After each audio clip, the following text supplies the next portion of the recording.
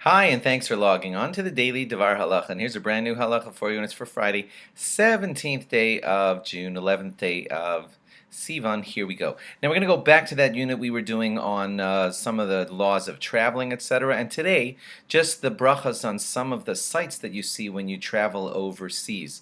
There are very differing opinions amongst the rabbis about this topic, so you may want to discuss the details that you're going to hear today with your specific rabbi. There is a bracha listed in our Sidurim, which we're going to tell you that you should say, but speak to your rabbi if he agrees. And that is that when you see a great ocean like the Atlantic Ocean, there is a special bracha said for that because it's an amazing sight, and it gives you a chance to praise God who created that sight.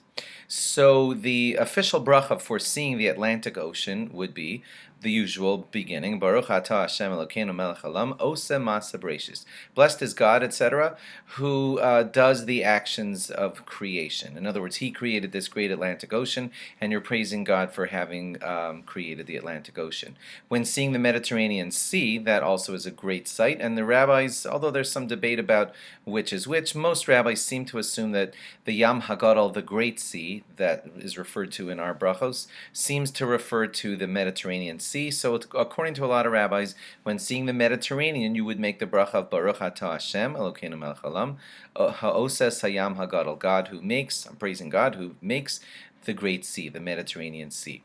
Now, everyone's clear on this one, and that is that if you see the Atlantic every day, you're not going to make the bracha every day. It's only when it hits you that is wow.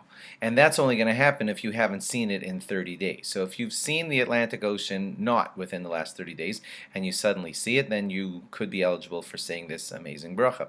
Same thing with the Mediterranean. If you see one of these, let's say the Great Ocean, the Atlantic Ocean at night, you're probably not going to be as mesmerized by the view because you're just not seeing that much of it in the dark of night. So most rabbis say that it wouldn't be appropriate to make that bracha at night because you're not having that overwhelming feeling of, wow, look how far the ocean stretches. You just don't get that impression when you look out at the ocean at night. So according to most, you wouldn't make the bracha at night.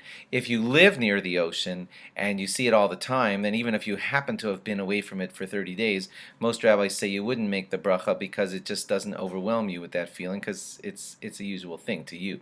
When flying from somewhere like the United States to Israel, you're going to make a bracha when you see the Atlantic Ocean. You're going to see that first, and so you could make that Atlantic Ocean bracha. Then as you come close to Israel, you're going to see the Mediterranean, and you could make the Mediterranean bracha. But then I'm going to tell you about some other bodies of water, if you're lucky enough to be traveling to Israel, that you would not make brachas. Most rabbis say that you would not make a bracha upon seeing the Dead Sea. You would not make a bracha on seeing the Kinneret, although these are awesome sites, but they just don't quite qualify in this big category.